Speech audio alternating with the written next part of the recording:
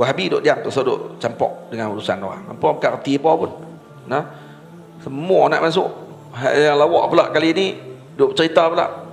Kenapa yang berlaku khilaf semua ni? Kerana ahli kalam dia.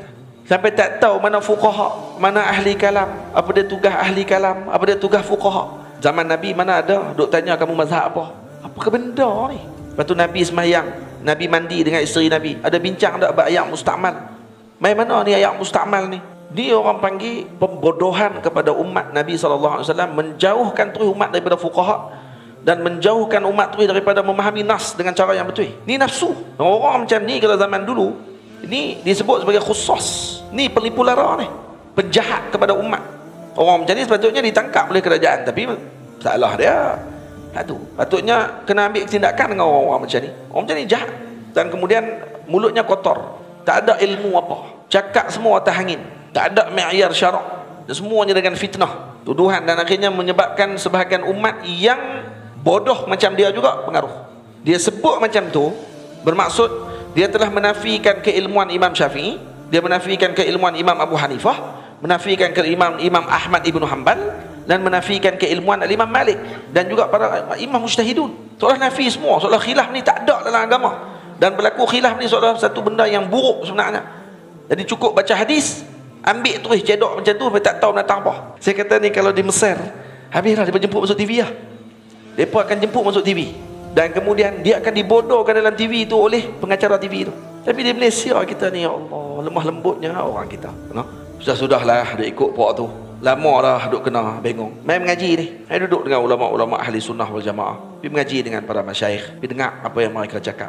InsyaAllah akan dapat kebaikan. Tapi syarat dia, buang ego tu, buang dalam hati tu nafsu untuk menganggap kata kita yang paling benar.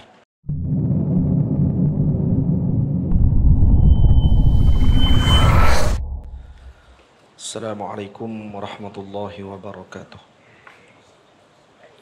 Alhamdulillahi rabbil alamin, wassalatu wassalamu ala ashrafil mursalin, sayyidina wa nabiyyina Muhammad ibn Abdullah rasulil amin, wa ala alihi wa ashabihi wa man tabi'ahum bi ihsanin ila yaumiddin. Subhanaka la ilma lana illa ma 'allamtana innaka antal alimul hakim. Rabbi shrah li sadri wa yassir li amri wahlul 'uqdatam min lisani yafqahu qawli. Rabbi yassir wa la tu'assir. Rabbi tammim bi khair wa ba'd. Al-Fatihah ila hadratin Nabi sallallahu alaihi wa alihi wa sallam wa ila kafatil anbiya'i wal mursalin wa alihim wa dhurriyyatihim wa ila sibtai Rasulillah sallallahu alaihi wa alihi wa sallam al-Imam Hasan ibn Ali wal Imam Husain ibn Ali radhiyallahu ta'ala anhuma wa alaihim assalam wa ila imamina al-a'zam Abi Abdullah Muhammad ibn Idris al-Syafi'i radhiyallahu ta'ala anhu wa ila sayyidina al-Imam Abi Hasan al-Shadhili wa ila sayyidina al-Imam Abi Abbas al-Mursi wa ila sayyidina al-Imam Tajuddin ibn Ata'illah al-Sakandari wa ila sayyidina al-Imam Hujjatul Islam al-Ghazali radhiyallahu ta'ala anhu, usulihim wa furu'ihim wa dhawil huquqi alaihim ajma'in, wa ila jami'i al-awliya min masyariqil ardi ila magharibiha, usulihim wa furu'ihim, wa ila jami'i turuqis sufiyah, wa ila jami'i a'immatil arba'ah, wa ila jami'i aqtabil arba'ah, wa ila jami'in nuqaba, wa jami'in nujaba, wa ila jami'il budala, usulihim wa furu'ihim wa dhabil huquqi alaihim ajma'in, bisirri asraril Fatihah. A'udzu billahi minasy syaithanir rajim. Bismillahirrahmanirrahim. Alhamdulillahi rabbil alamin, arrahmanir rahim, maliki yaumiddin. Iyyaka na'budu wa iyyaka nasta'in, ihdinas siratal mustaqim, siratal ladzina an'amta 'alaihim ghairil maghdubi 'alaihim waladdallin. Amin. Bismillahirrahmanirrahim. Saya muliakan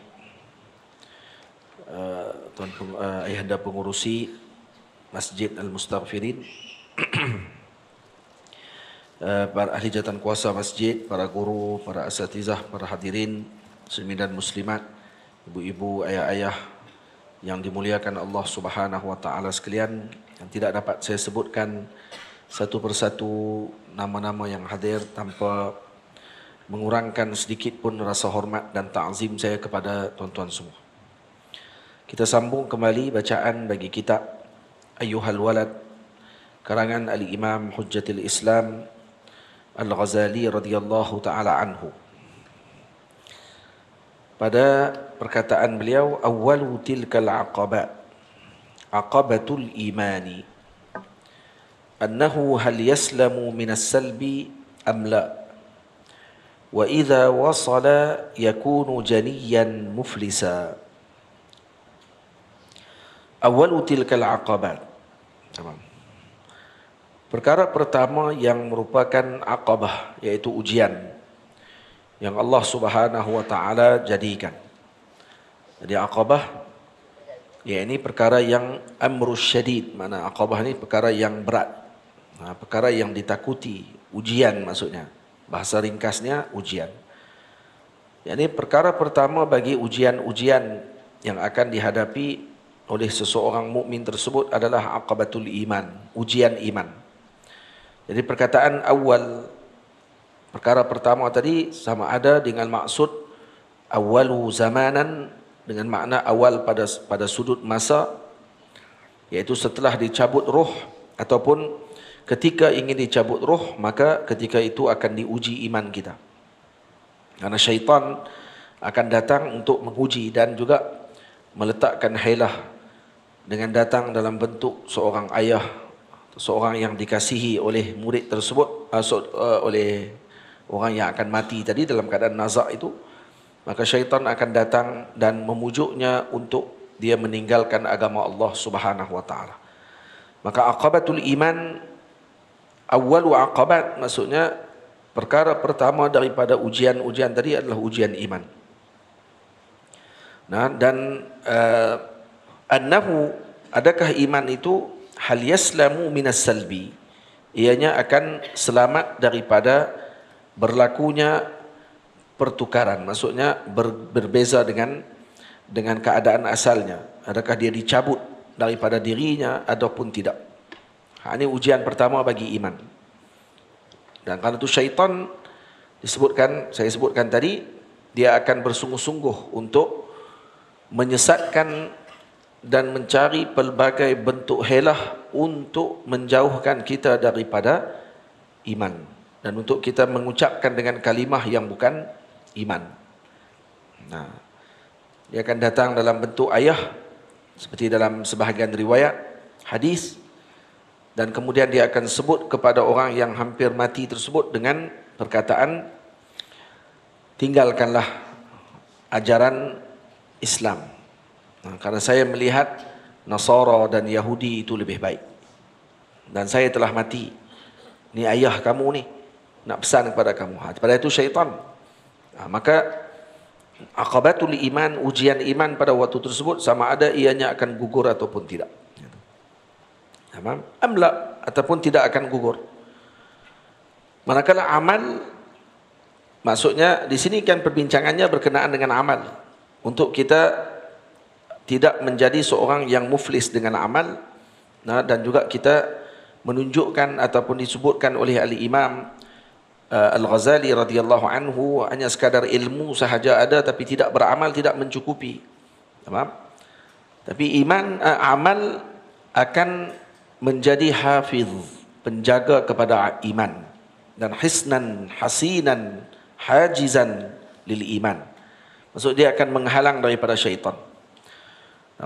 Dia akan menghalang daripada syaitan. Dan amal zahirah, amal zahir yang kita lakukan, solat, zakat, haji, wirid yang kita buat, yang diambil daripada para guru, dan juga itu adalah sebagai pembantu yang kuat bagi seseorang tersebut untuk kekal dalam keadaan iman. Jadi jangan ditinggalkan amal, jangan ditinggalkan amal. Dan amal tidak boleh dipandang enteng, tak boleh dipandang ringan. Dan ada orang akan bertanya, kata kemungkinan ada sebahagian ashabul amal al-kathirah, yakni yang melakukan amal yang banyak tetapi tetap imannya digugurkan pada sebelum dia mati. Itu macam mana? Wal'iyadzubillah, seperti yang berlaku kepada Barsisa. Nah, Barsisa diriwayatkan bahawa muridnya sahaja terbang di atas udara. Muridnya boleh terbang. Kalau itu anak murid, nah, boleh terbang di atas udara, tetapi disebabkan kerana sebelum dia mati dia telah menyembah syaitan. Nah, disebabkan kerana ada kisah yang berlaku kepada Barsisa menyebabkan dia akhirnya mati dalam keadaan tidak beriman. Dan dia ahli amal dan kemudian para muridnya juga termasuk daripada awliya, tetapi apa yang berlaku sebaliknya. Maka sebab tu dalam kitab ni dia akan sebut, imam akan sebut, kata kita sebenarnya amalan yang kita lakukan bukan sebagai penjamin untuk kata kita ini akan diselamatkan, tapi kita lakukan tadi adalah kerana mengikuti arahan Allah. Kita bukan beriktimad dengan amal, kita tak berpegang dengan amal. Itu Al-Imam Ibnu Athaillah As-Sakandari rahimahullah dalam hikmahnya yang pertama dia pesan dah. Nah, min alamati al-i'timadi 'ala al-amal nuqsanur raja'i 'inda wujudiz zalal. Antara tanda seorang tadi berpegang atau bersandar kepada amalnya sendiri, maka dia akan kurang pengharapannya ketika berlakunya kegelinciran. Atau dia buat dosa ataupun seumpama dengannya, dia anggap seolah macam Allah tidak akan ampunkan dia. Sedangkan semuanya tadi dengan rahmatnya Allah, dengan fadlun minallah, bukan daripada kekuatan dan daya usaha kita.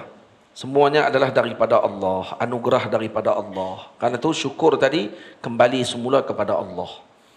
Jadi kita dalam kitab ini Al-Imam Al-Ghazali akan memaklumkan dengan hakikah bagi amal. Nanti akan masuk pada bab seterusnya. Jadi wa idza wasala, dan kalau hamba tadi sampai, wasala maksudnya kalau dia sampai ke syurga Allah Subhanahu wa taala, nah setelah mana dia menjadi hamba yang berjaya, contohnya kalau dia sampai pun yakunu qaiban muflisa, dalam sebahagian riwayat sebut qaib, dalam sebahagian riwayat sebut janiyan muflisa. Janiyan iaitu dinisbah kepada syurga dengan maksud hamba tersebut walau sampai kepada syurga Allah Subhanahu wa taala dan terselamat dengan selamat daripada aqabah ataupun ujian, dan dia mendapatkan husnul khatimah, tetapi dia menjadi muflis disebabkan kerana meninggalkan maqamatil ulia, kedudukan yang tinggi dan darajat yang uzma yang tinggi. Kerana kedudukan dalam syurga pula adalah berdasarkan kepada amal. Maksudnya ada orang masuk syurga tapi tak sama dengan yang ahli amal. Seperti dalam hadis baginda Nabi SAW sebut tentang seorang ahli bacaan Al-Quran, yang selalu baca Quran. Nah, yang hidupnya setiap hari akan dibacakan, dia mengkhatamkan Al-Quran, membaca Al-Quran sentiasa, maka Allah Ta'ala menyebutkan kepadanya irtaqi, irtaqi, iqra' summa irtaqi, baca dan kemudian makin naik kedudukan kamu. Bayangkan ayat Al-Quran ada 6,236 ayat, dan setiap kali dia khatam bacaan 6,236 ayat tersebut, setiap ayat yang dia baca tadi Allah Ta'ala kata irtaqi. Satu ayat dia baca irtaqi, naik satu peringkat. Kemudian dia baca ayat kedua irtaqi, naik lagi peringkat kedua. Bayangkan 6,236 ayat tadi, 6,236 darajah. Dan kalau dia khatam tu sebanyak ribuan kali, agak-agak macam mana kedudukannya. Dengan orang yang khatam Quran pun tadarus dia dalam waktu bulan Ramadan. Tadarus pun bukan tadarus dengan maksud yang disebut oleh sebahagian para ulama. Tadarus yang kita buat selalu ni dipanggil dengan maksud mudarah. Hanya sekadar kita dengar orang baca, kita ulang sambung bacaan tersebut. Jadi kita khatam membaca dan sambil itu mendengar. Tapi bukan sepenuhnya Al-Quran dibaca. Pun begitu, adakah sama keadaan kita dengan orang yang mengkhatamkan Quran setiap hari seperti yang berlaku kepada sebahagian para ulama? Tak sama. Takkan sama. Maka irtaqi, naik kedudukan tadi disebab darajat. Itu kata Imam Ghazali, kalaupun kamu masuk iman dan masuk ke dalam surga Allah Ta'ala, wasala wa idza wasal yakunu janiyan muflisa. Kamu jadi janiyan ay mansub ilal jannah, kamu jadi ahli syurga, tapi ahli syurga yang muflis. Ahli syurga pun ada muflis. Ya muflis ketika dia masuk dalam syurga dapat nikmat, tapi dia tak dapat kedudukan yang tinggi seperti mana yang didapatkan oleh orang-orang yang beramal di dunia. Faham? Lepas tu kata Imam Hasanul Basri, qala Hasanul Basri rahimahullahu taala, Sayyidina Imam Hasanul Basri menyebutkan, yaqulu Allahu taala li'ibadihi yaumal qiyamah. Lepas tu kalau dalam kitab-kitab disebut qala al-Hasan. Qala al-Hasan. Al-Hasan tadi dengan makna Hasanul Basri. Kalau tak sebut Al-Basri belakang pun, Al-Hasan sahaja cukup memaknakan kepada, diitlakkan kepada Imam Hasanul Basri radhiyallahu anhu.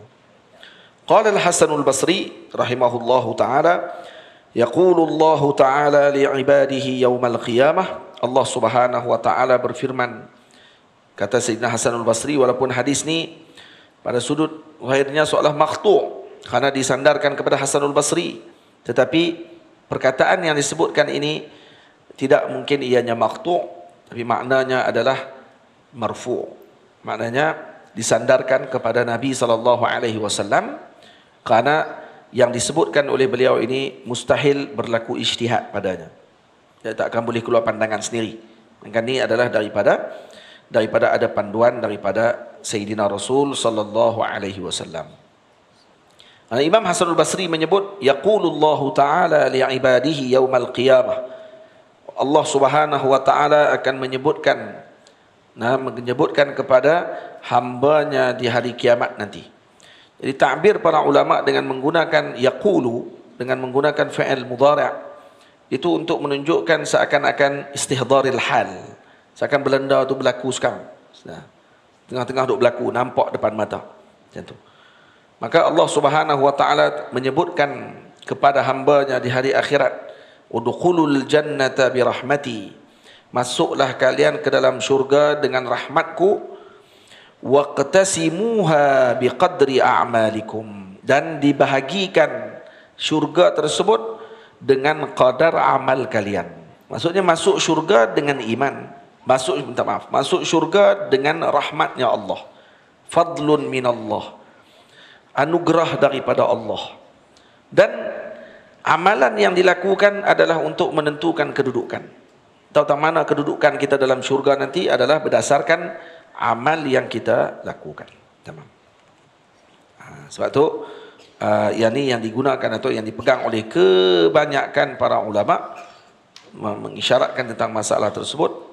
Dan ada sebahagian mengatakan dalam mazhab sebahagian para ulama bahawa bersabab amal itu adalah masuk ke dalam syurga dengan sebab amal, atau ada sebahagian pandangan ulama yang berpandangan dengan demikian. Walaupun pandangan yang kuat, kita masuk syurga bukan dengan amal, tetapi dengan sebab Allah, dengan sebab rahmat daripada Allah, fadilat daripada Allah Subhanahu wa taala. Baik. Masuk kepada nasihat seterusnya. Al-Imamul Ghazali menyebutkan ayyuhal waladu. Di sini kenapa diulang balik kalimah ayyuhal walad? Ini seolah untuk i'adah khitab ataupun pengulangan ucapan tadi adalah sebagai memberikan ziyadatu i'tina, maknanya tambahan perhatian kepada murid tadi. Jadi dia bukan sebut satu benda ni sama. Jadi setiap ni seolah macam bab baru. Ayyuhal walad ni masuk bab baru. Maksudnya kamu kena bagi perhatian. Dan diulang balik kalimah ayyuhal walad tadi sekali lagi adalah menunjukkan perhatiannya kepada anak muridnya tadi yang dia cintai, yang telah menanyakan ataupun yang menghantar surat kepada Imamul Ghazali sehingga terbitlah risalah ini, kitab ini. Kitab ni asalnya surat ni.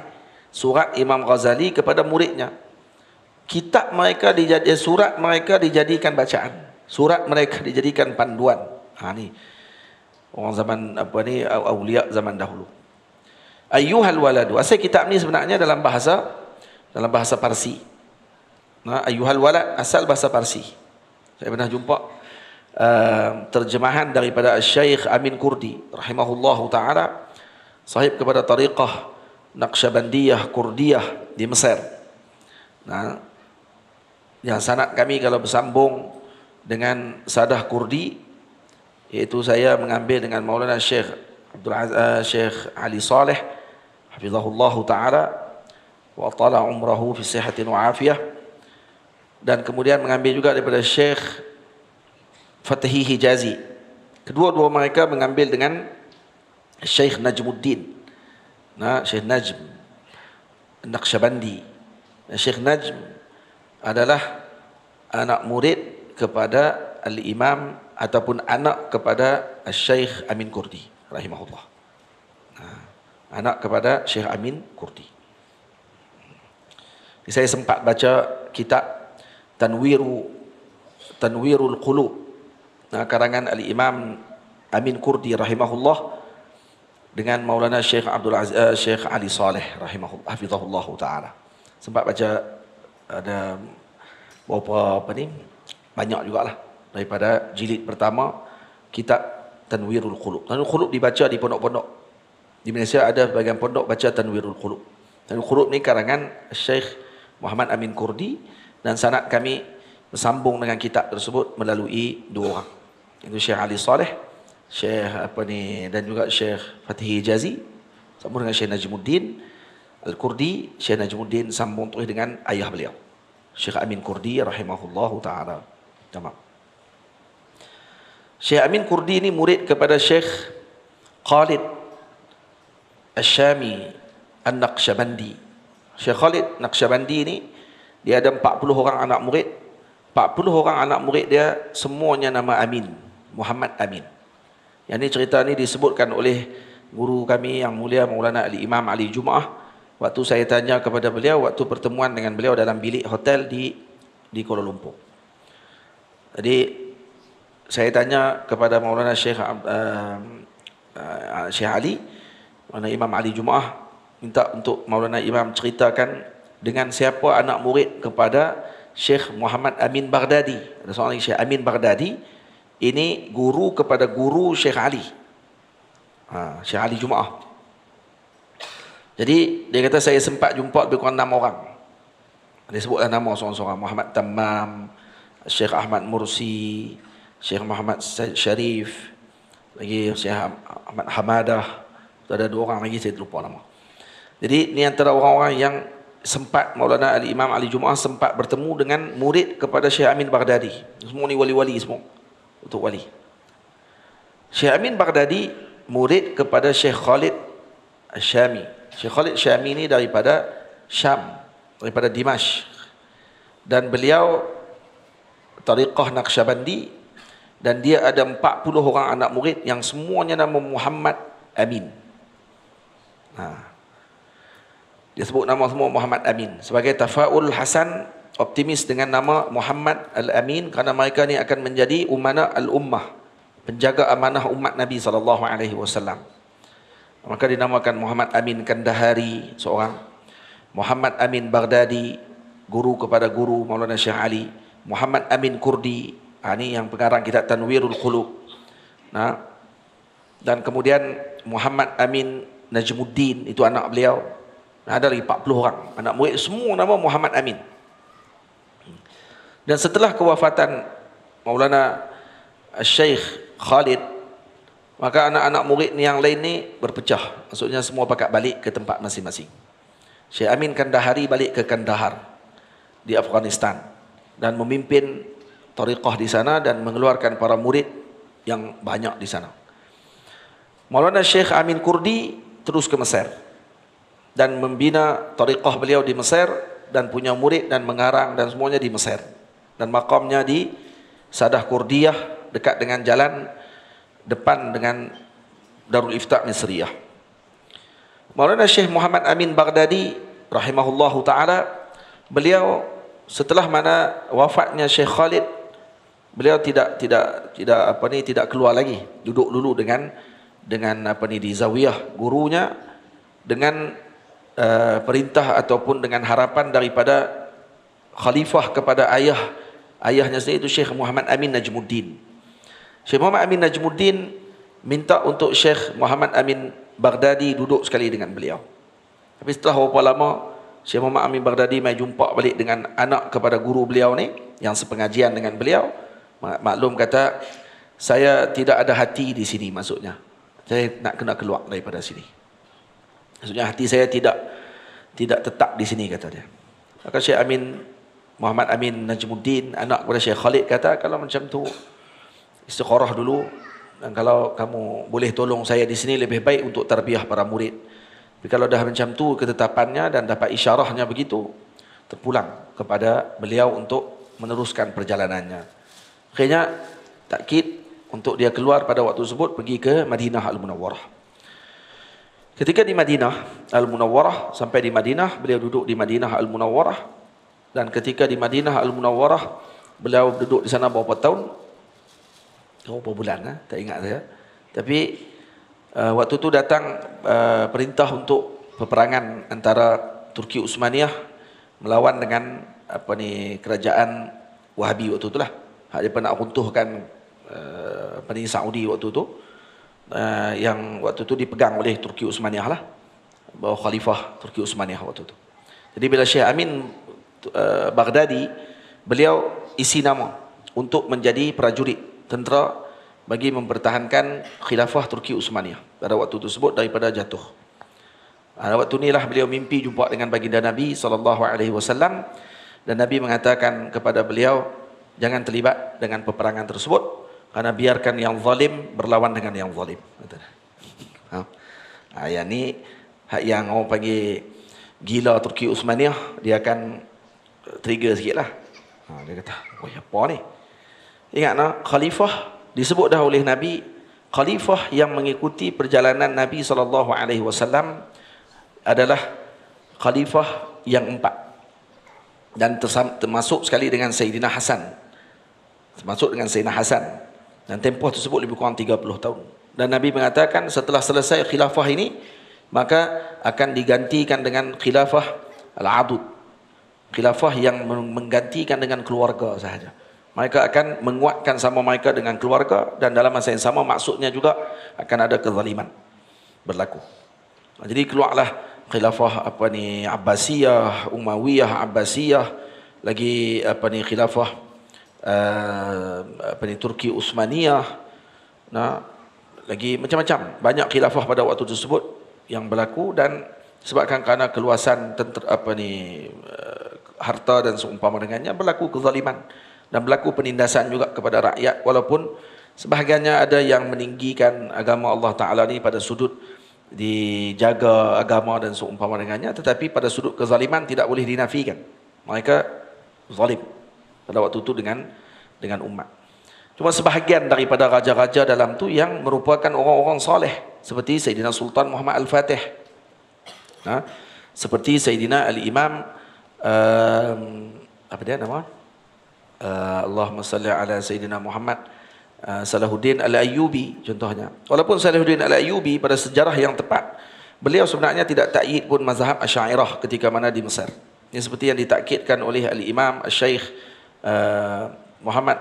Syekh Umar Abdullah Kamil, Syekhuna Syekh Umar Abdullah Kamil, penasihat kepada Syekhul Azhar dulu, dalam kitabnya berkenaan dengan Asy'ariyah dan Maturidiyah, dan beliau menyebutkan bahawa Sayyidina Syekh Sultan Salahuddin Al-Ayyubi, orang kanannya adalah merupakan berpegang dengan fahaman Hanabilah Mujassimah, dan dia yang duk cucuk Sultan Salahuddin Al-Ayyubi. Dan memang Sultan Salahuddin Al-Ayyubi menghancurkan Syiah pada waktu tersebut yang berada di Mesir, dan menutup sementara Al-Azhar Al-Syarif.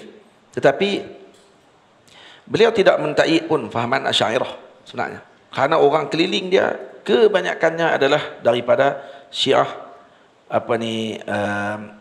Al-Imamiyah, Syiah pada Mujassimah, Hanabilah Mujassimah, yang mereka ni datang daripada Baitul Maqdis, lari pada waktu tersebut daripada cengkaman pemerintahan Nasara, dan datang ke Mesir, dan berupa seperti orang-orang yang zuhud.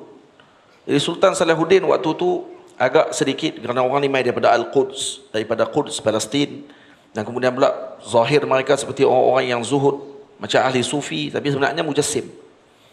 Orang ni yang tajsim, dia bagi mujassimah. Dan Hanabilah yang berhaluan kiri, bukan Hanabilah yang mukarramah, bukan Hanabilah yang muazzam yang di sisi para ulama, Hanabilah yang dipegang oleh para a'immah yang terpilih. Disebut dengan Ahlul Asar, Yang puak Wahabi lah ni duk mengaku depa puak tu, padahal depa sebenarnya bukan daripada kelompok Hanabilah yang dihormati.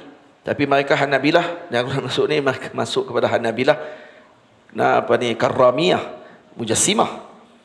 Puak ni. Tamam. Dan waktu tu siapa yang berlawan dengan geng-geng Hanabilah ni? Yang lawan dengan dia adalah Al-Imam Ahli Sunnah waktu tu Asy'ariyah, Al-Imam Najmuddin At-Tusi rahimahullah.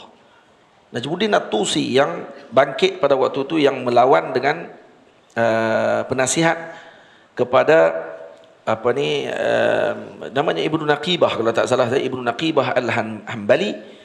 Dia ni lah yang merupakan orang kanan kepada kepada Sultan Salahuddin Al-Ayyubi. Dan siapa yang meneruskan penentangan tersebut? Yang meneruskan penentangan kepada golongan Karamiyah ni ataupun golongan Mujassimah ni adalah Al-Imam Sultanil Ulama Izzuddin Ibn Abdul Salam. Beliau yang meneruskan perjuangan tersebut dan menentang, sehingga akhirnya mereka tak ada tempat pada waktu itu di Mesir. Mereka tak ada tempat di Mesir karena adanya Sultan Ulama pada waktu itu. Dia jam waktu itu. Dan waktu itu juga, waktu Sultan Ulama ada, waktu itu ada Al-Imam Abu Hasan Asy-Syadzili, ada Al-Imam Abu Abbas Al-Mursi, ada Al-Imam Tajuddin Ibn Athaillah As-Sakandari. Itu zaman kibar awliya ada di Mesir pada waktu tersebut. Nama-nama masyhur yang besar yang kita baca dalam kitab-kitab tu ada pada waktu itu di Mesir. Itu zaman keemasan. Zaman yang agung. Dan kalaulah kita dibenarkan balik semula ke zaman Bilal kan, teringin nak balik zaman tu. Tapi tak mau duduk dengan puak Hanabilah Mujassimah tu lah. Duduk dengan Imam Sultanul Ulama, Sultan Al-Imam Sultanil Awliya Al-Imam Abu Hasan Asy-Syadzili radhiyallahu taala anhu. Ini kisah ni, sejarah ni kena ingat.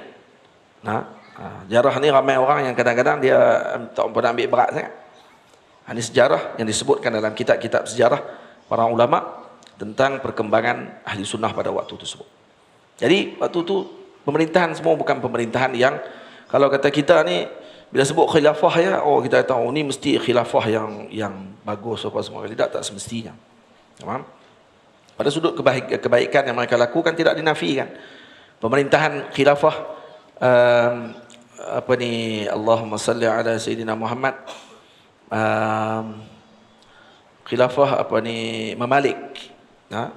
Khilafah Mamalik memerintah Mesir sekian lama. Dan mereka adalah hamba-hamba yang kemudian menjadi raja. Yang tu Sultan Salahuddin Al-Ayyubi, dia cukup takut dengan Imam Izzuddin Ibn Abdul Salam pada waktu tu. Takut.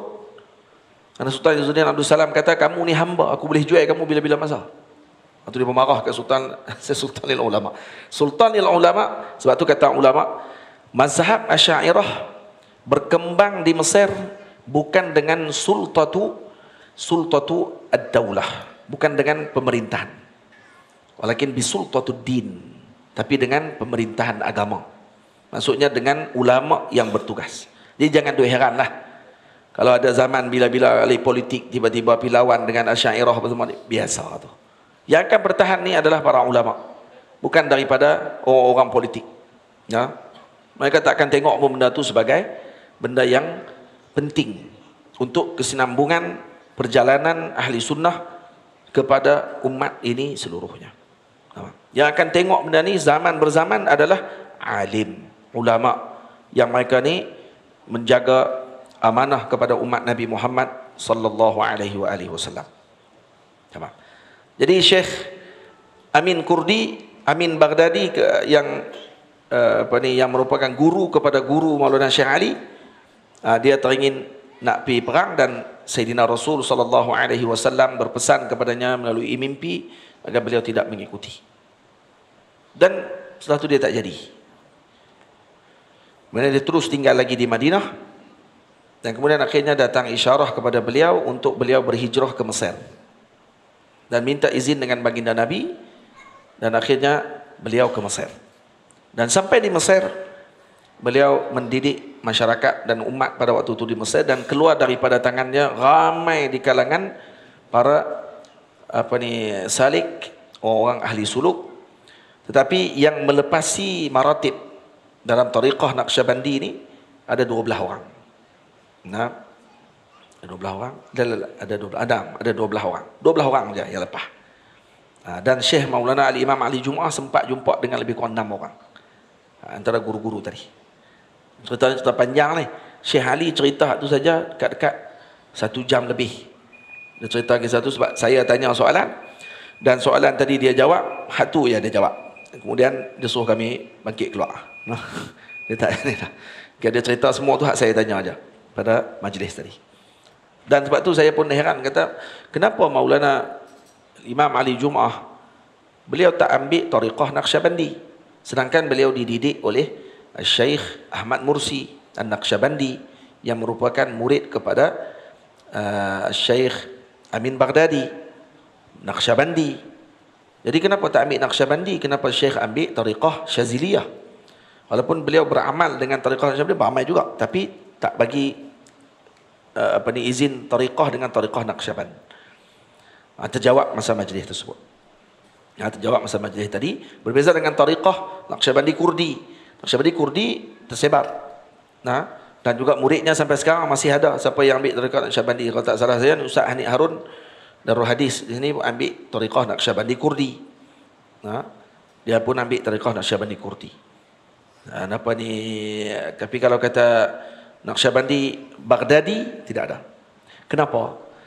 Ni disebut oleh Maulana Syekh Ali Jumaah. Kenapa? Kerana Maulana Al-Imam Muhammad Amin Baghdadi berpesan kepada para muridnya untuk tidak ada lagi bai'ah selepas ni kepada tariqah Naqsyabandi Baghdadi, kerana Al-Imam Mahdi kata beliau sudah hampir untuk keluar pada waktu tu. Tahun 1960. Dia sebut tu tahun 1960. Dia kata Imam Mahdi dia nak keluar waktu tu, jadi tak ada lagi bai'ah. Dialah tarikat dia. Tapi Maulana Syekh Ali kata apa? Tapi kita tak ada istilah dalam muslimun, dalam ahli sunnah wal jamaah, Mahdi Muntazar. Kita tak menunggu Imam Mahdi. Tak ada istilah Mahdi Muntazar. Mahdi Muntazar ni hanya pada Syiah. Syiah yang duk tunggu Imam Mahdi. Kita tak payah tunggu. Kita buat kerja kita. Ni hak duk mengaji, kena mengaji. Jadi dengar Imam Mahdi nak keluar dah. Tu tahun 1960 lagi Syekh dah sebut. Kata tak ada bai'ah lagi kerana nanti semua kena bai'ah dengan Imam Mahdi. Kata Maulana Al-Imam Amin Baghdadi. Dia kata gitu. Habis tu, kalau nak tunggu tu kita tak buat ajar apalah. Tu pakat pergi duduk ni, pakat duduk saya saja macam tu ya. Tak ada mengaji, tak mengaji. Kata Syekh, mengaji macam biasa. Sampai jadi alim. Kalau sampai masa dia, sampai masa dia. Kalau lagi tak sampai masa, tu duduk kalut. Cari buat apa? Dan tu duduk mengaku. Hak yang lebih ramai ni dia pakat duduk mengaku, tak tahan tu. Dia tengok apa sikit dia mengaku. Imam Mahdi dia tak akan mengaku dia Imam Mahdi. Hak tu ya. Malah dia akan lari diri daripada mengaku dia Imam Mahdi. Hak masalah zaman lah ni, betul lah kata para kata Nabi SAW, kata para ulama sebut, kata sebelum keluar Imam Mahdi akan ramai orang mengaku dulu sebagai Imam Mahdi. Dan mengaku saja tahu dah kata itu bohong. Pembohong. Itu. Faham? Jadi kita tak tunggu. Kita buat kerja kita. Hak mengaji. Hak bekerja. Hidup seperti biasa. Tak ada istilah kita duk menunggu-nunggu. Faham macam tu? Bagi elok-elok. Hak ni disebut oleh Maulana Al-Imam Ali Jumaah hafizahullah pesan kepada kami. Cuma kata beliau, Syekh kemudian tak bagi ijazah. Habis. Sebab tu tariqah Naqsyabandi Baghdadi tidak ada. Terberhenti setakat apa? Terberhenti setakat guru kepada Maulana Syekh Ali, Syekh Ahmad Mursi. Guru kepada Syekh Ali, Syekh Ahmad Hamadah. Guru kepada Syekh Ali juga Syekh Muhammad Syarif dan Muhammad Tammam dan seumpama dengan. Berhenti setakat tu je. Tak ada, tak bersambung. Karena apa? Karena Syekh telah berisyarahkan dengan perkara tersebut. Dan dalam majlis itu Maulana Al-Imam Ali Jumaah cerita karamah Syekh Amin Baghdadi ni luar biasa. Ajib. Yang saya tak mampu sebutkan di sini satu persatu. Lepas tu saya kata kepada Maulana Syekh Ali, kenapa tak dikarang semua benda tu Syekh? Tak ditulis balik kisah hidup Syekh Amin Baghdadi. Dia kata soalan yang hang tanya ni, dia kata, lah ni aku ingat. Balik masa nanti aku akan lupa. Sebab cerita Syekh Amin Baghdadi ini memang telah ditulis 10 tahun lepas oleh Syekh Majidi Ashur, murid Syekh Ali Jumaah. Dia ada pergi jumpa semua keluarga Syekh Amin Baghdadi. Pergi jumpa seorang-seorang, pergi tanya dan kumpul dah kitab. 10 tahun dah kumpul. Tapi sampai lah tak keluar kitab. Kenapa? Karena Syekh Amin Baghdadi kata, jangan ditulis kisah aku. Sampailah tak ada siapa boleh cetak. Syekh Ali kata, aku ada percetakan sendiri. Tapi sampailah, ketika nak cetak, duit tak ada. Ketika nak cetak, duit ada, retah tak ada. Ketika retah ada, duit pula tak ada. Tak ada modal pula untuk nak biaya. Dan Syekh Ali kaya, tapi tak mampu untuk nak keluarkan itu kerana tidak ada izin daripada Maulana Amin Baghdadi rahimahullah. Dan dia ni mastur, dan dia nak tak mau cerita dia diceritakan. Dan pernah kisah dia ditulis oleh Syekh Ahmad Mursi, ditulis sikit manaqib Syekh Ahmad Amin Baghdadi, diberi kepada seorang perempuan, yang perempuan ni orang kaya. Dia kata, bagi kat saya buku tu, saya akan cetak. Perempuan tu bawa balik, dia mati. Perempuan tu mati, dan kemudian kitab tu tak tahu duk mana lah, hilang. Syekh Ahmad Hamadah karang, tapi sikit saja manaqib Syekh tu pun terbakar, kitab tu hilang, tak ada cetakan kedua, habis. Dan ni cetakan Syekh Syekh Majdi Ashur pun sampai sekarang tak keluar lagi, dah 10 tahun. Maksudnya kalau nak tanya betul-betul kisah Syekh Amin Baghdadi ni, Syekh Majdi Ashur ceritanya lengkap sepenuhnya. Nah, dan hak Syekh cerita tu, ada sebahagian ni saya ingat, dan sebahagian saya lupa. Nah, ni hak saya cerita ni sebahagian sajalah cerita ni, apa ni, untuk kongsi dengan hadirin semua. Faham? Kenapa pergi cerita tu? Tiba-tiba ya pergi Syekh Amin Baghdadi ni dengan Syekh Amin Kurdi, kenapa pergi ke arah tu? Dari Najmi? Oh ya. Asal ceritanya disebabkan kerana saya jumpa kitab ni asalnya daripada bahasa Parsi, diterjemah oleh Syekh Amin Kurdi. Sebab itulah keluar cerita sampai ke sejarah Azhar, sampai ke Turki Utsmaniyah, keluar patah balik semula ke Mesir, tarbiyah anak murid semua, patah balik semula ke Masjid Mustafirin. Nah, habis selesailah tu. Hak ingat-ingat, tak ingat sudah kan. Tapi ada rakaman ni, tak apalah. Wahabi duk diam tu, so duk campur dengan urusan orang. Apa bukan erti apa pun. Nah, semua nak masuk. Yang lawak pula kali ni duk cerita pula, kenapa yang berlaku khilaf semua ni kerana ahli kalam dia. Apa kata? Bercampur aduk habis. Nah, sampai tak tahu mana fuqaha, mana ahli kalam, apa dia tugas ahli kalam, apa dia tugas fuqaha. Jadi kalau kata berlaku khilaf antara mazhab Syafi'i dengan mazhab apa ni lain, contohnya kalau kata dia kata, kalau kata zaman Nabi mana ada duk tanya kamu mazhab apa? Apa benda ni? Ya Allah. Lepas tu Nabi sembahyang, Nabi mandi dengan isteri Nabi, ada bincang tak ayat mustakmal? Mai mana ni ayat mustakmal ni? Kamu ni apa dia ni? Ni orang panggil pembodohan kepada umat Nabi SAW, menjauhkan terus umat daripada fuqaha, dan menjauhkan umat terus daripada memahami nas dengan cara yang betul. Ni nafsu. Orang macam ni kalau zaman dulu, ini disebut sebagai khusus. Ni penipu lara ni, penjahat kepada umat. Orang macam ni sepatutnya ditangkap oleh kerajaan, tapi salah dia. Itu. Nah, patutnya kena ambil tindakan dengan orang-orang macam ni. Orang macam ni jahat, dan kemudian mulutnya kotor, tak ada ilmu apa, cakap semua atas angin, tak ada mi'yar syarak, dan semuanya dengan fitnah, tuduhan, dan akhirnya menyebabkan sebahagian umat yang bodoh macam dia juga pengaruh. Jadi kalau tak mau jadi bodoh tu, jangan pengaruh. Jadi cerdik sikit. Dia ingat fuqaha ni keluar tepi jalan ke apa? Dia ingat para ahli kalam, para ulama ahli sunnah Asy'ariyah Maturidiyah ni anak-anak kecil. Dia sebut macam tu bermaksud dia telah menafikan keilmuan Imam Syafi'i, dia menafikan keilmuan Imam Abu Hanifah, menafikan keilmuan Imam Ahmad Ibn Hanbal, dan menafikan keilmuan Imam Malik, dan juga para imam mujtahidun. Seolah nafi semua, seolah khilaf ni tak ada dalam agama, dan berlaku khilaf ni seolah satu benda yang buruk sebenarnya. Jadi cukup baca hadis, ambil terus cedok macam tu, tak tahu datang apa. Nampak tak ni? Dan yang saya heran, hak duduk depan boleh pergi dengar dia cakap. Hak tu saya paling heran ni. Patutnya dengar orang-orang macam ni tak boleh duduk depan. Tak faham? Ambil kasut tak atas kepala kan? Ajaib tu, insya-Allah. Boleh dia pergi bincang, kata saya kalau kata sentuh bini saya, kemudian saya jadi imam mazhab Syafi'i, dia akan kena jalan sentuh bini tak tadi. Siapa yang kata macam tu?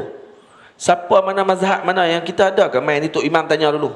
Ataupun kita kena tanya kat Tok Imam. Tok Imam, tadi ada buat benda batal sembahyang tak? Lah ikut hak tu dia lah. Yang kita nampak ni pada zahir ya, kalau Tok Imam pakai kain terkoyak sampai kat punggung, yang tu takkan nak ikut lagi. Tapi kalau hak benda kita tak nampak depan mata, dia tanya apa? Tak pernah orang buat pun. Di Malaysia ada ke orang buat yang tu? Mai ke masjid tanya, ni mazhab apa ni? Ni mazhab apa? Ada tanya yang tu?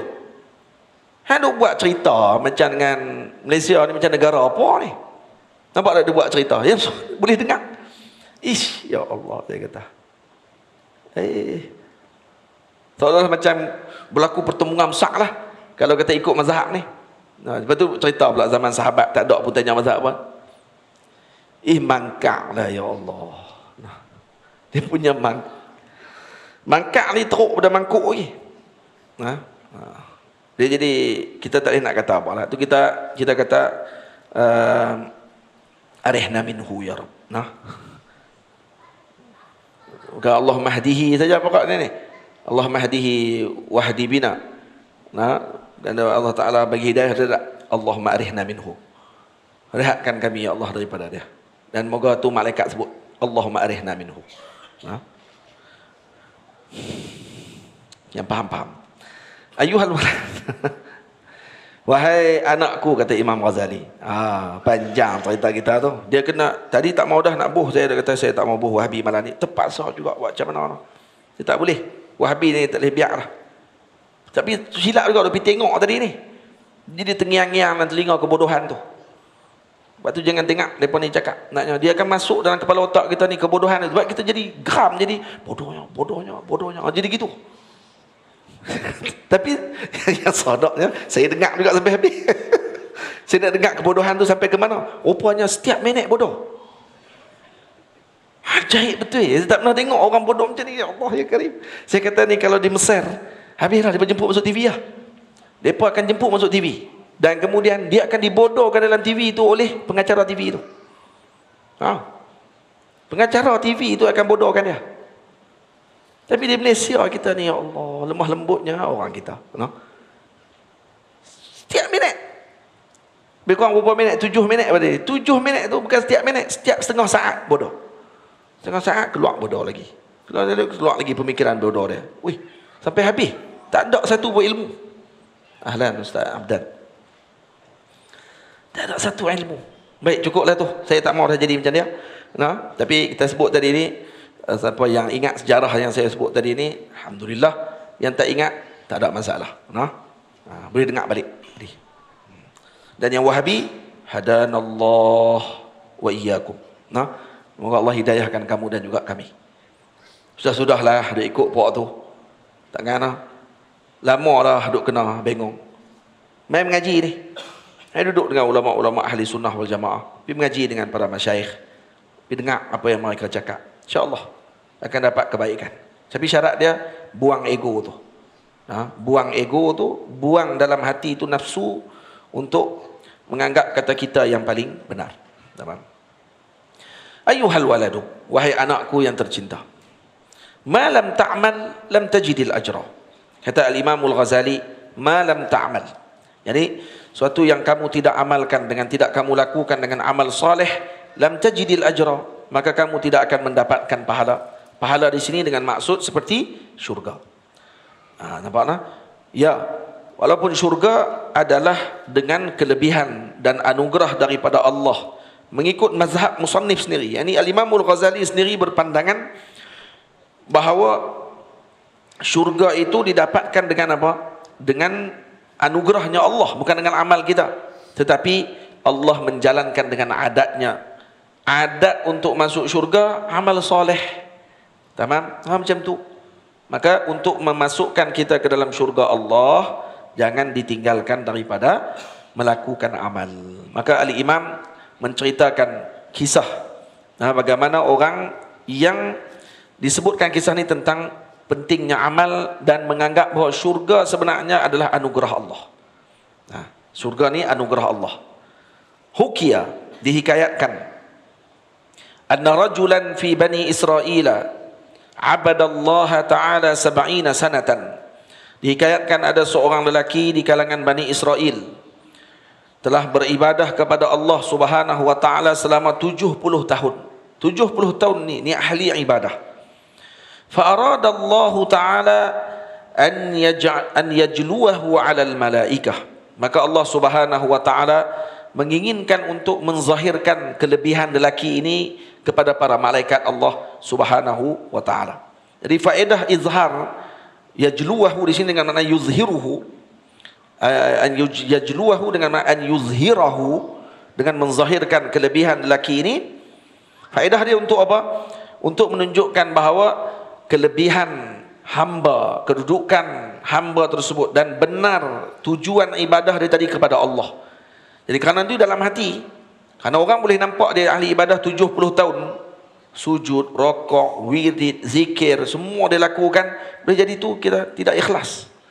Dia bukan lakukan tadi kerana Allah Ta'ala, boleh jadi. Maka Allah nak menunjukkan dan menzahirkan kedudukan hamba ni kepada para malaikat Allah. Faham? Satu. Ataupun dengan untuk menunjukkan bahawa amal itu boleh menukarkan daripada seorang tadi dicatatkan sebagai ahli syaqawah, celaka, kepada ahli sa'adah. Jadi ini menurut kepada mazhab apa? Mazhab Maturidi. Mazhab Maturidi, mereka berpandangan bahawa mazhab Maturidi salah satu mazhab besar dalam ahli sunnah wal jamaah. Berbeza dengan Asy'ariyah. Asy'ariyah, madrasah Asy'ariyah berpandangan setiap kita ini telah dicatat pada kita sama ada kita ni hamba yang syaqi ataupun sa'id. Kita ni dah bahagia ke, masuk syurga ke ataupun neraka, ini telah dicatat oleh Allah. Tamam? Maknanya sebab tu kita tak boleh tengok orang tadi pada ketika dia hidup lah. Orang tadi dinilai pada penghujung hidup dia. Hujung hidup dia dalam keadaan husnul khatimah, maka akid kita yakin bahawa orang ni adalah orang yang sa'id di sisi Allah. Maknanya telah dicatat sa'id. Walaupun hidupnya penuh dengan maksiat kepada Allah, tiba-tiba mati husnul khatimah. Maknanya kita tahu kata dia ni sebenarnya telah dicatat oleh Allah sejak daripada azali lagi sebagai orang yang sa'id, orang yang bahagia.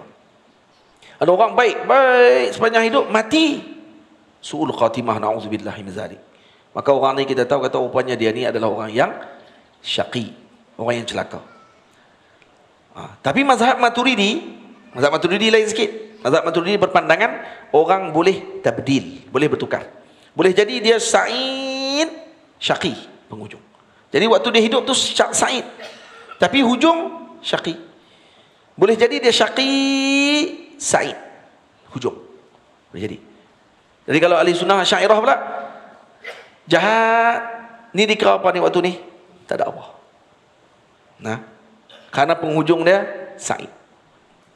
Maka dia adalah sa'id pada azalinya. Walaupun pada zahirnya dia melakukan maksiat dan seumpama dengannya, tapi dia dicatat oleh Allah sa'id. Tapi bukan bermaksud dosa yang dia lakukan tadi tidak dicatat sebagai dosa. Tapi Allah Ta'ala menukarkannya kepada kebaikan pada orang tadi. Baik, kenapa buat macam tu? Allah Ta'ala, hikmah Allah Ta'ala lakukan.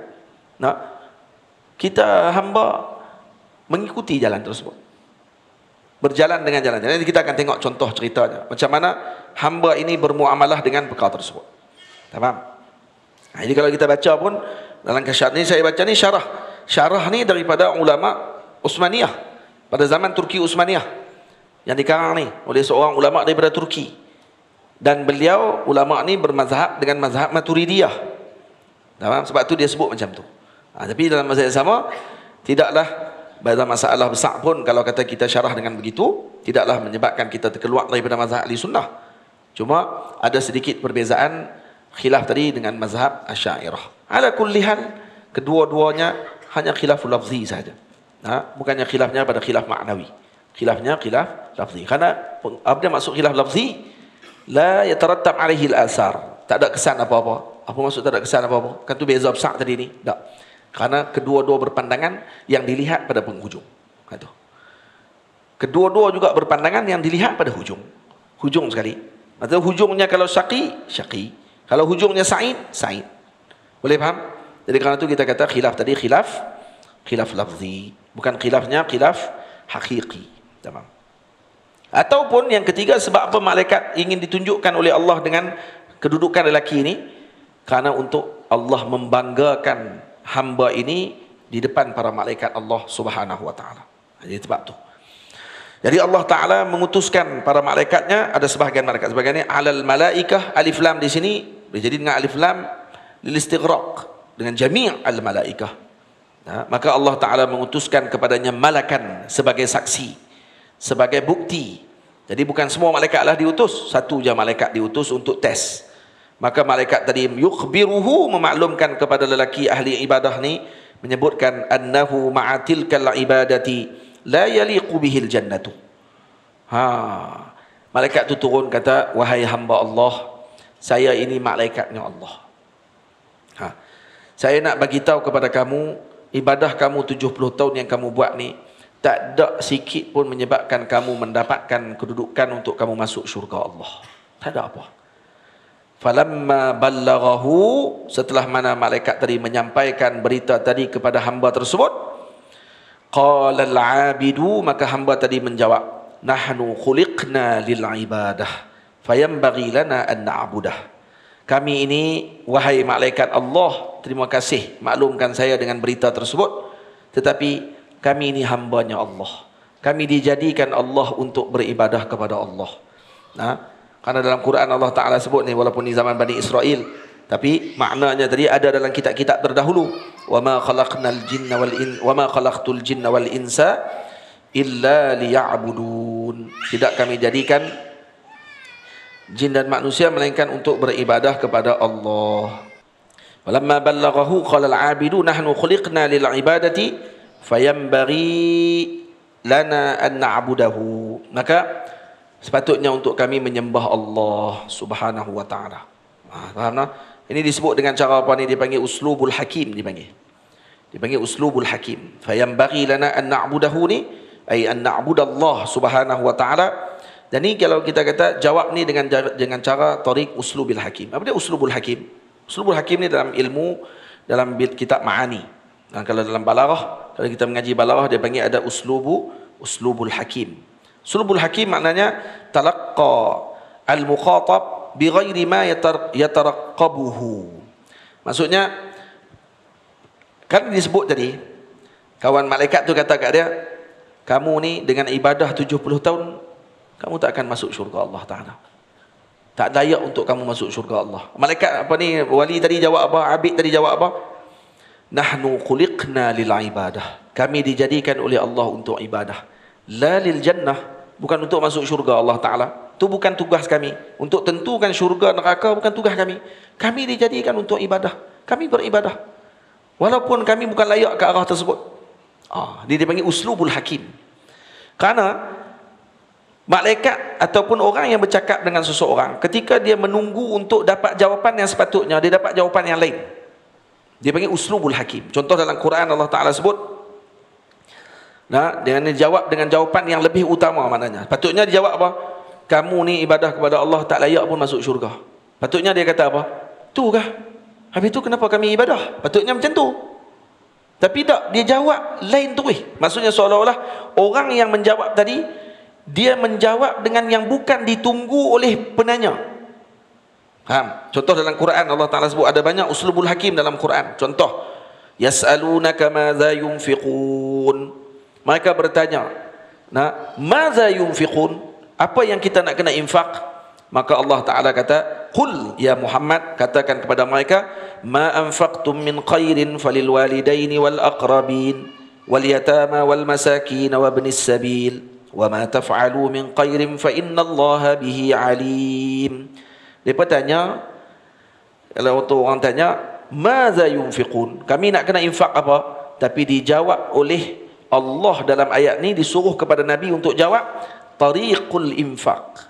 Bukan dengan benda apa yang kamu nak kena infak, siapa yang kamu nak kena bagi perhatian untuk kamu infak. Kamu kena infak kepada mak ayah kamu, kamu kena infak kepada keluarga kamu, kamu kena infak kepada anak-anak yatim, kamu kena infak kepada orang-orang miskin, kamu kena infak pada anak-anak ibnu sabil, dan seumpama dengannya. Itu maksudnya apa dia? Sepatutnya kamu tanya yang tu, kepada siapa saya nak kena infak, bukan apa yang saya nak infak. Itu dipanggil uslubul hakim. Jawapan bukan dengan yang diinginkan oleh penanya.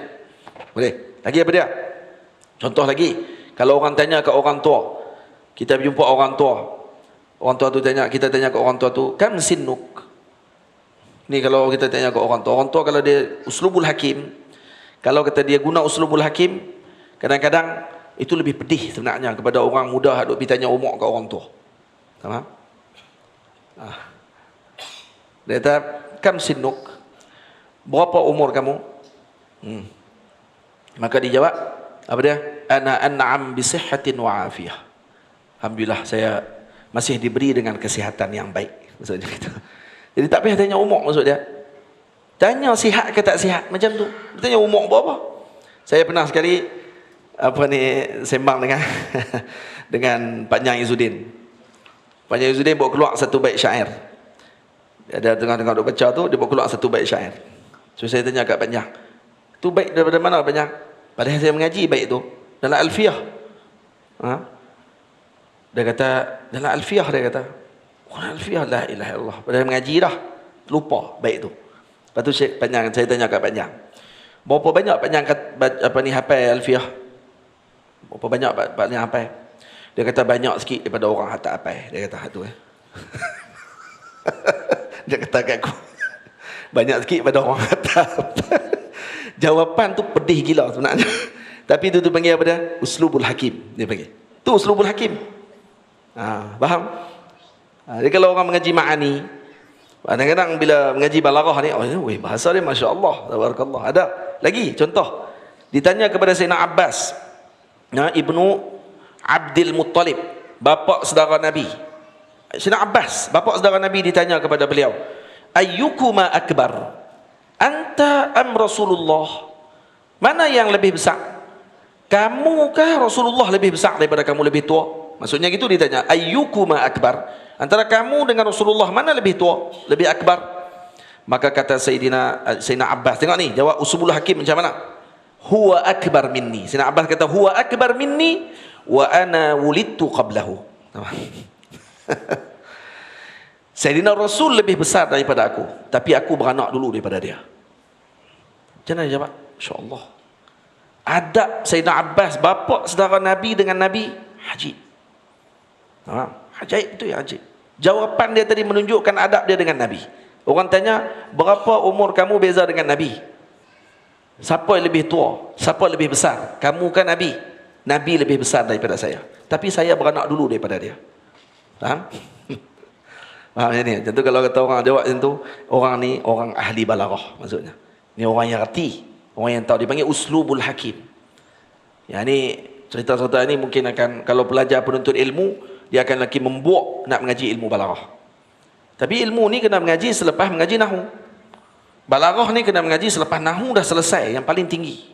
Maknanya sekurang-kurangnya, walaupun kalau kita di negara kita kata Alfiyah ni adalah paling tinggi lah disebut. Maulana Syekh Abdul Rashid Musliyar, guru kami, Syekh Abdul Rashid kata dalam satu pengajian beliau, Syekh kata waktu saya duduk mengaji dengan beliau dengan kitab Alfiyah Al-Imam Makhdumi, Syekh Zainuddin Malaybari Kabir ada karang syarah kepada Alfiyah. Dan dia sebut, dia kata Alfiyah adalah isa kitab lil muntahi wala lil mutawassit, hadha lil mubtadi. Itu dia. Alfiyah dia kata bukan kitab untuk muntahi, bukan kitab untuk mutawassit. Hanya kitab untuk permulaan ya sebenarnya. Ditulis oleh Imam Ibnu Malik untuk mubtadi pada zaman beliau. Dia kata. Pun begitu dia kata berbeza pada syarah. Syarahan tadi yang akan menentukan sama ada kitab ni akan jadi tinggi ke tidak. Sebab tu antara banyak ulama kalau baca kitab syarah Alfiyah, mereka akan pilih syarah Alfiyah kalau paling tinggi sekali syarah apa dia? Ashmuni. Ashmuni 4 jilid syarah. Tu paling tinggi sekali itulah. Tu kira besar lah tu. Kalau boleh baca syarah Alfiyah, dan paling lengkap dan paling terbaik syarah Asy-Syatibi. Syarahan Asy-Syatibi bagi Alfiyah Ibnu Malik. 8 jilid. Syarah dia 8 jilid. Itu paling lengkap dan kata Masyaikh paling terbaik syarah dia. Ibnu Aqil kata Maulana Syekh Abdul Rashid, itu karangannya tidak konsisten. Imam Ibnu Aqil syarahan permulaan sangat mantap. Kalaulah Imam Ibnu Aqil meneruskan syarahan tadi sehingga penghujung kitab, maka Ibnu Aqil akan menjadi kitab tadris yang paling luar biasa.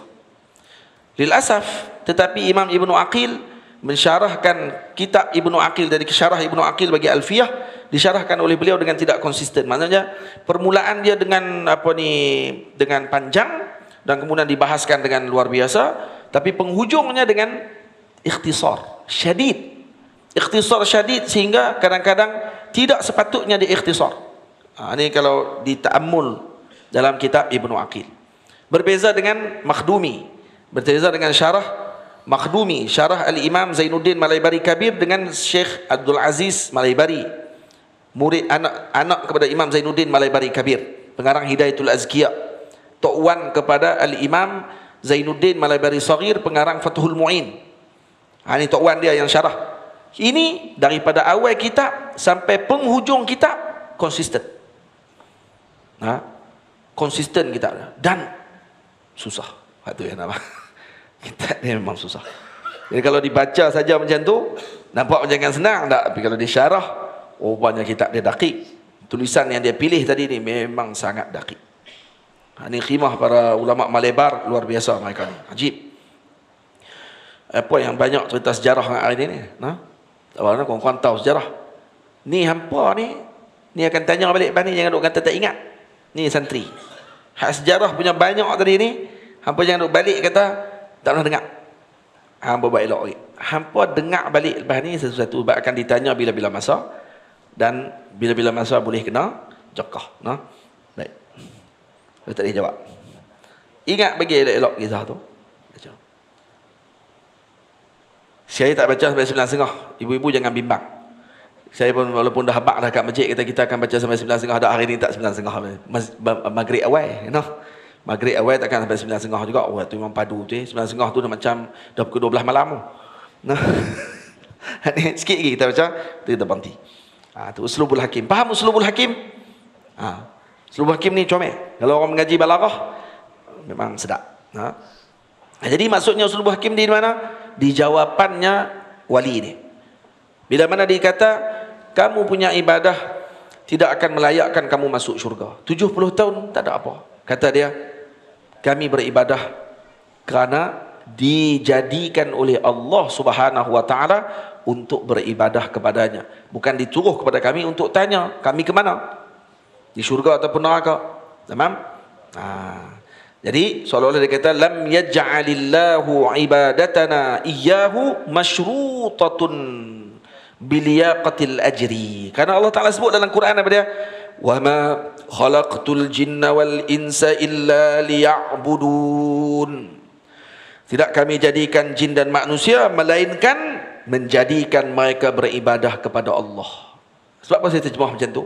Sebab apa saya tak terjemah illa liya'budun, melainkan untuk beribadah kepada Allah, karena itu akan jadi lamu ta'lil. Kalau lamu ta'lil ini mustahil kepada Allah, karena seolah-olah Allah jadikan tadi dengan illah. Ada ma'lul dengan illahnya tadi mesti bersekali. Maksud seolah Allah jadikan tadi dengan ada illah tertentu, dan Allah munazzah an zalik, Ta'ala terselamat atau terjaga atau suci daripada disebutkan perbuatan Allah Ta'ala tadi dengan apa ni, dengan illah untuk Allah. La. Jadi lam ni lam apa? Kata ulama, liya'budun, lam ni lam sayrurah. Lam sayrurah ataupun disebut dengan lamu dipanggil lamul amal. Lamul amal ataupun lam sayrurah ni disebut dengan lamut tasir.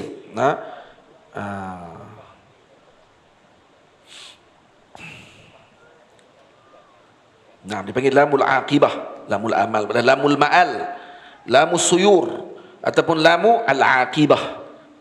Jadi dengan maksud pada lamul aqibah, seolah-olah kamu dijadikan oleh Allah, kemudian kamu beribadah kepada Allah. Itu. Kalau diterjemah dengan dijadikan dengan tujuan untuk ibadah, dengan tujuan ni salah ni. Seolah-olah kamu mengatakan Allah melakukan kamu dengan tujuan. Ya Allah melakukan dan menciptakan kita dengan hikmahnya. Tapi hubungan kita dengan Allah bukan ilah ma'lul. Bukan ilah dengan ma'lul. Tapi dengan dengan hikmah yang telah ditentukan oleh Allah Subhanahu wa taala. Dan dalam Quran bila Allah Taala sebut, "Wa ma khalaqtul jinna wal insa illa liya'budun." Untuk apa yang tadi menjadikan kalian beribadah kepada Allah sentiasa. Ya'budun guna fi'il mudhari', untuk beribadah kepada Allah sentiasa. Dijadikan kamu beribadah kepada Allah sentiasa. Baik, sekarang ni dalam ayat tu ada sebut tak dengan sebab tu kamu akan masuk syurga? Dengan sebab tu kamu dapat pahala? Tak sebut. Kita tengok macam mana masyayikh, para ulama ahlullah memahami ayat tadi dengan melihat kepada hakikah. Nahnu abadna Allah li'annana makhluqun lah. Karena kita ni makhluk daripada Allah. Laisa lana syai'. Kita tak ada apa. Lepas tu ada seorang lelaki ahli ibadah di Makkah Al-Mukarramah.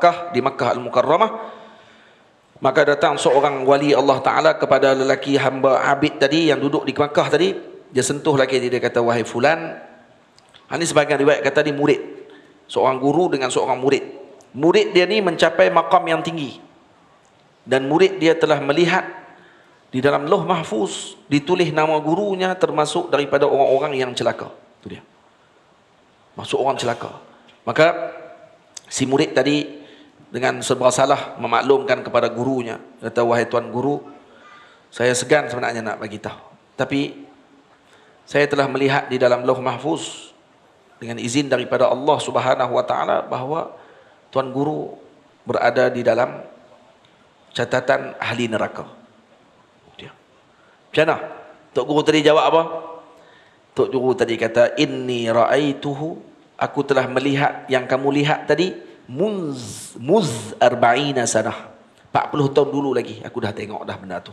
Lakin khuliqna lil ibadah, tapi kami dijadikan oleh Allah untuk ibadah, bukannya untuk tujuan lain. Jadi saya beribadah kepada Allah walau saya bukannya ahli syurga, tapi sekurang-kurangnya saya tidak masuk ke dalam neraka dengan syaqawah.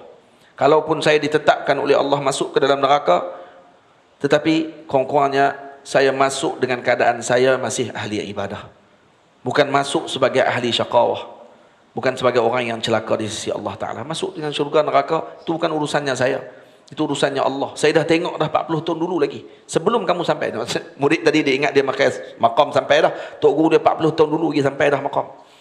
Aku dah tengok dah dulu lagi daripada kamu. Tapi kami dijadikan oleh Allah dengan melaksanakan ibadah kepada Allah. Bukan tujuan kami untuk melihat kami di syurga atau di neraka. Tamam? Ini maqam yang paling tinggi. Maqam hamba yang ketika tersebut dia tidak melakukan sesuatu kerana mengharapkan sesuatu. Dia hanya mengharapkan Allah. Dan tu antara syaitan dia akan datang nanti dalam tariqah Muhammadiyah, disebut dalam satu kitab tariqah Muhammadiyah disebutkan syaitan dia akan datang dengan helah. Helah syaitan dia akan buat apa sepanjang hidup ni dia akan sebut. Penghujung helah dia akan sebut kata apa? In khuliqta sa'idan fala yadurruka tarkul amal.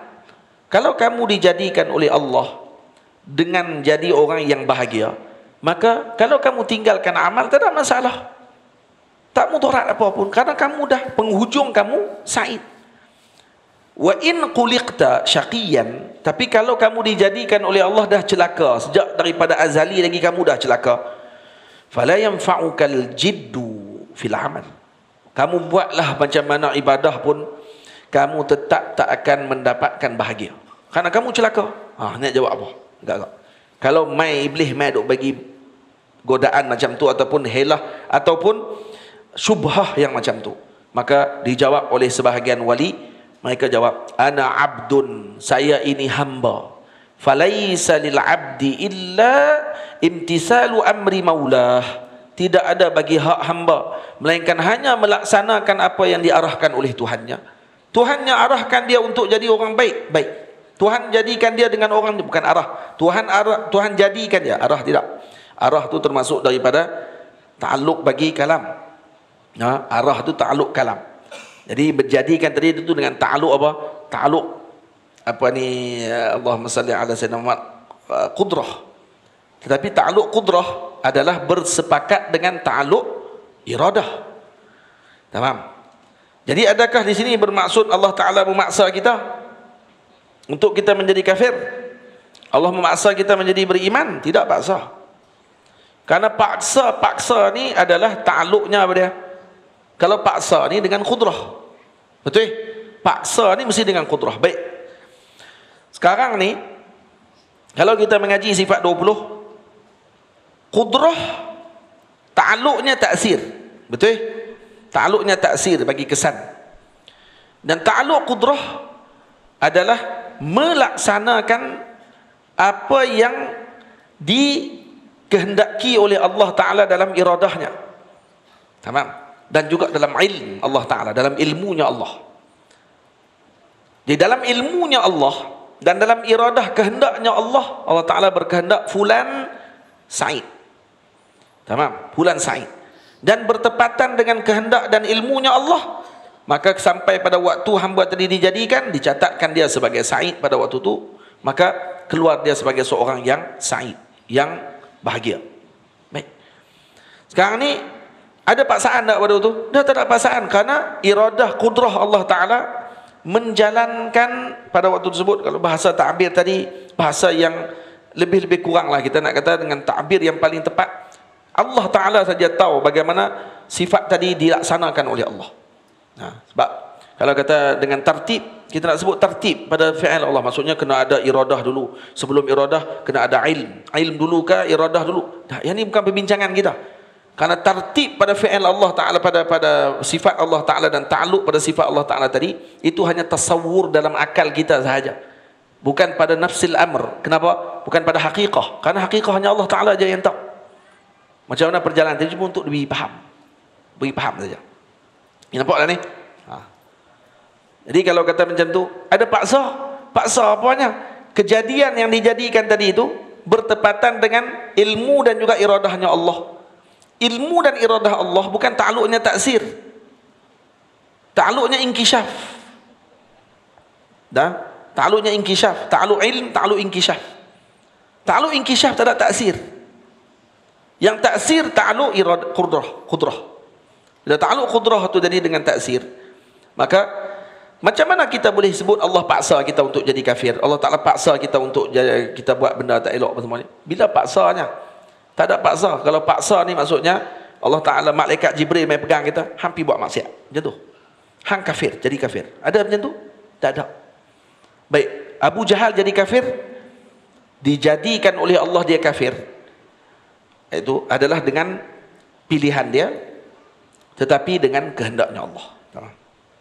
Dengan kehendaknya Allah Subhanahu wa Ta'ala. Dan hatta pilihan dia tadi pun kehendaknya Allah Subhanahu wa Ta'ala. Bahasa ni apa ni agak sedikit rumit dalam masalah qada dan qadar. Benda ni benda ringkas aja. Tapi saya tak tahulah faham ke tak faham, tapi apa ni kalau tak faham juga nanti kita bincang lagi insya-Allah. Jadi itu dulu. Setakat tu dulu. Maka kita kena jadi hamba Allah Ta'ala. Di sini sebut tadi apa dia? Kata saya melakukan ibadah kerana mengikuti arahan Allah. Wa inni in kuntu syaqiyan, kalaulah aku ni celaka, ahwaju ilal amal, aku masih memerlukan juga kepada amal. Kenapa? Li'alla aluma nafsi ala annahu ta'ala la yu'aqibani ala ta'ati albattata, bahawa aku tidak akan mencela kepada diriku sendiri disebabkan kerana Allah Subhanahu wa Ta'ala tidak akan mengiqabku di atas taatku tadi semata-mata. Ala anna duqulan nari bil ibadah, bahawa masuk ke dalam neraka dengan ibadah ahabbu ilayya minad duquli bisyaqawah, daripada masuk dengan keadaan celaka. Maksudnya dengan keadaan melakukan maksiat. Kalaupun saya ditetapkan masuk neraka dengan amal ibadah ni kerana saya dah ditetap sebagai orang yang syaqi, saya tidak ada masalah. Kenapa? Karena konkuannya saya masuk bukan dengan melakukan apa yang bercanggah dengan disuruh oleh Allah, walaupun saya telah ditetapkan oleh Allah bahawa saya orang yang celaka. Nampak tak macam mana ta'bir fikiran ahlullah? Tamam? Ini. Dan Allah Subhanahu wa Ta'ala sekali-kali tidak akan bercanggah dengan janjinya, dan Allah telah menjanjikan dengan pahala ke atas taat. Konkuannya taat yang saya buat tu Allah dah janji dapat pahala. Tapi Allah Ta'ala tetap saya dalam neraka, tu bukan tugasnya saya. Itu bukan kerjanya saya. Dan saya tak boleh pun nak komplain pada waktu tu, nak beritahu kenapa saya buat macam ni, tiba-tiba saya masuk neraka juga. Neraka syurga bukan kamu punya. Semua bukan kamu punya. Pahala nikmat tadi pun bukan kamu punya. Kamu tu pun bukan kamu punya. Amal kamu tu pun bukan kamu punya. Semuanya Allah Ta'ala jadikan. Kamu nak minta apa sebenarnya? Wallahu khalaqakum wa ma ta'malun. Allah jadikan kamu dan kamu perbuat tadi, semuanya Allah Ta'ala jadikan. Dalam Quran Allah Ta'ala sebut. Maknanya sembahyang kita, zakat kita, haji kita, tu amal kamu. Amal kamu tu pun Allah yang jadikan. Kemudian Allah bagi pahala pula di atas apa yang kamu buat tadi, padahal Allah yang jadikan perbuatan tadi. Kemudian kamu nak komen pula pada waktu tu, kenapa saya dapat pahala sikit apa semua kali? Satu pun bukan hang punya. Lepas tu hang nak komplain. Ni orang panggil apa? Tak sedar diri, dia panggil. Sebab tu jadi hamba yang redha. Tenang. Insya-Allah. Maqamur redha ni menyebabkan hamba tadi akan dekat dengan Allah Subhanahu wa taala. Sekat tu. Sallallahu alaihi sayyidina Muhammad. Kita sambung pada pertemuan akan datang. Cadang nak baca banyak sikit juga no. Masuk kepada falamma raja'al malak qala Allah taala madza qala 'abdi qala ilahi anta a'lamu bima qala al-'abdu. Tu kita akan sambung kisah pada situ insya-Allah taala. Jadi malaikat tu balik temu dengan Allah dan kata Allah tidak bertempat, dan Allah Taala tanya kepada malaikat tersebut. Tanya tadi hanya sekadar untuk ada perbincangan sahaja, bukan kerana Allah Taala tidak tahu. Allah kata apa yang hamba ku kata, maka malaikat tadi kata Tuhanku, kamu lebih tahu apa yang hamba tu jawab. Maka Allah Taala memberikan jawapannya, nanti kita akan baca pada pertemuan yang akan datang. Saya mohon ampun, mohon maaf kerana mengambil masa ibu-ibu, ayah-ayah semua dan sudi mendengar walaupun pembahasan kita mungkin ada ada senang, ada susah sikit, tapi kurang-kurangnya perhatian tadi menyebabkan saya pun rasa gembira melihat perhatian tadi. Moga-moga kita semua diberi faham dan mendapatkan nikmat kefahaman tersebut untuk kita berterusan dan menjaga agama kita ni dengan akidah ahli sunnah wal jamaah, syairah dan maturidiyah.